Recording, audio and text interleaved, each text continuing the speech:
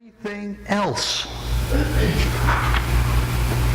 Anytime we place anything above His kingdom and His righteousness, we violate our prime directive. And these things, listen to me, these things may very well be very good things. For example, the work we do for Him, or our selfless service to others. Say, Pastor, those are good things. Yes, they are. They're really good things, and we need to do that. But when we put that above seeking the kingdom first, and we do that, and we do that by doing those things for selfish reasons. And we might not think they're selfish reasons, but they're selfish reasons. We want to get the recognition. We want to get the self-satisfaction. We want to get the feel-goods. I'll tell you, one of the things, and this bothers me a little bit. It really does. Because one of the things that gives me some of the greatest satisfaction in ministry is when I'm ministering to people who are hurting because of a loss in their family, a death in the family, or some tragedy. And that bothers me. It really does. Because it makes me feel so good to be able to help people during that time, but in order for me to feel that good, they got to be hurting. That bothers me a little bit. And it bothered me to a point where I really was getting kind of frustrated about it until God said, shut up.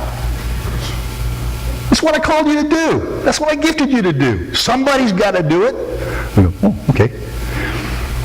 His kingdom first. Probably the best biblical illustration of this prime directive is found in the life of King Solomon in 1 Kings chapter 3. Beginning at verse 5, anyway, he says, the Lord had appeared to Solomon during the night in the dream, and God said, ask whatever you want me to give you.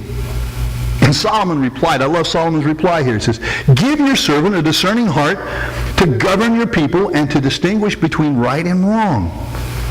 And the Lord was pleased with what Solomon asked for. And so verse 11 says, and so God said to him, since you have asked for this, and not for long life or wealth for yourself, or have asked for the death of your enemies, but for discernment in administering justice, I will do what you have asked. I will give you a wise and discerning heart, so that there will never have been anyone like you, nor will there ever be. Moreover, I will give you what you have not asked for, both riches and honor, so that in your lifetime you will have no equal among kings. Solomon didn't want the riches and the fame and the glory. He wanted wisdom in order to be the king that God wanted him to be. And that's what he asked God for.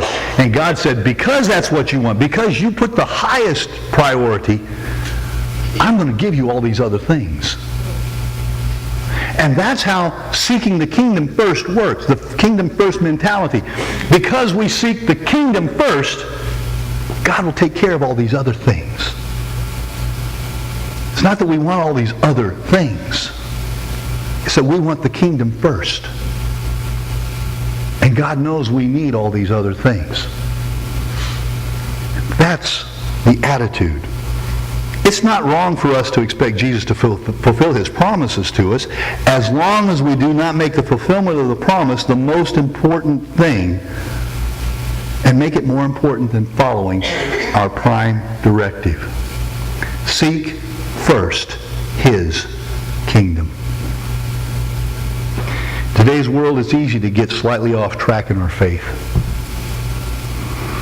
We are tempted to fall to divided loyalties. We find ourselves under tremendous pressure to yield to the worries of the world.